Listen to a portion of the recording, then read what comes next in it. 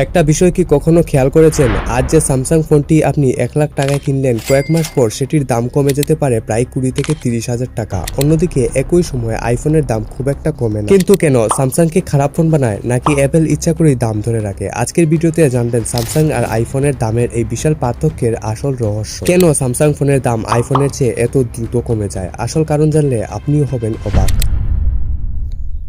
Samsung এর phone কি খারাপ? প্রথমে একটা ভুল ধারণা দূর করা যাক। স্যামসাং এর ফ্ল্যাগশিপ ফোনগুলো, বিশেষ করে গ্যালাক্সি এস সিরিজের ক্যামেরা, ডিসপ্লে, পারফরমেন্স এবং এআই ফিচারের দিক থেকে আইফোনের সঙ্গে সরাসরি প্রতিযোগিতা করে। অনেক ক্ষেত্রেই স্যামসাং নতুন প্রযুক্তি আগে নিয়ে আসে। তাহলে প্রশ্ন হলো, এত ভালো ফোন হওয়া সত্ত্বেও কেন দাম দ্রুত কমে যায়? ব্র্যান্ড ভ্যালু, এই কথাটা কম বেশি সকলেই জানেন। অ্যাপেল বহু বছর ধরে নিজেদের এমনভাবে প্রতিষ্ঠিত করেছে যে আইফোন শুধুমাত্র একটি স্মার্টফোন নয়, এটি একটি প্রিমিয়াম লাইফস্টাইলের প্রতীক। অনেকেই শুধু ক্যামেরা বা প্রসেসরের জন্য নয়, অ্যাপেলের ব্র্যান্ড ইমেজের জন্য আইফোন কিনে থাকেন। যখন কোনো পণ্যের চাহিদা সবসময় বেশি থাকে তখন তার দামও সহজে কমে না। আর এই কারণে 2 বছর পুরনো আইফোনও অনেক ভালো দামে বিক্রি হয়। অন্যদিকে স্যামসাং বিভিন্ন দামের অসংখ্য মডেল বাজারে আনে এবং বিভিন্ন সময় ডিসকাউন্ট দেয়, ফলে নতুন ফোনের দাম কমার সঙ্গে সঙ্গে পুরনো ফোনের দামও দ্রুত কমে যায়। এবং স্যামসাং এর নিজস্ব মার্কেটিং কৌশল, স্যামসাং নতুন ফোন লঞ্চের কিছুদিন পরেই বিভিন্ন অফার, ডিসকাউন্ট, এক্সচেঞ্জ বোনাস এবং ক্যাশব্যাক দিতে শুরু করে। এর ফলে নতুন ক্রেতারা কম দামে ফোন কিনতে পারে, কিন্তু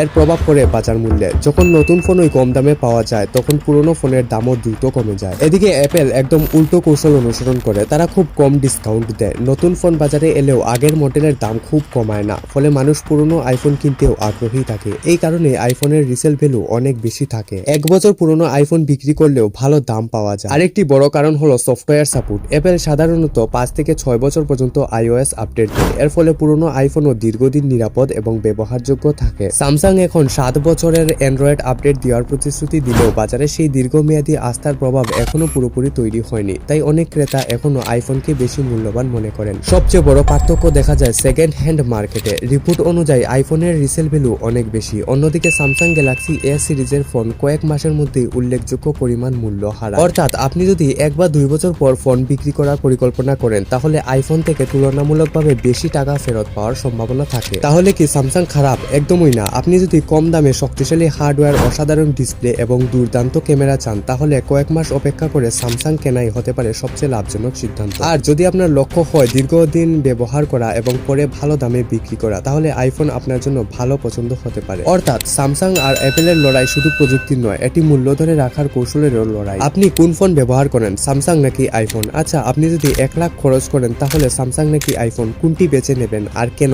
কমেন্টে অবশ্যই জানাবেন। সর্বশেষ আপনাদের কাছে একটাই চাওয়া, ভিডিওটি ভালো লাগলে একটি লাইক দিন, বন্ধুদের সঙ্গে শেয়ার করুন এবং এমন আরো তথ্যবহুল ভিডিও দেখতে আমাদের চ্যানেলটি সাবস্ক্রাইব করতে ভুলবেন না। ধন্যবাদ।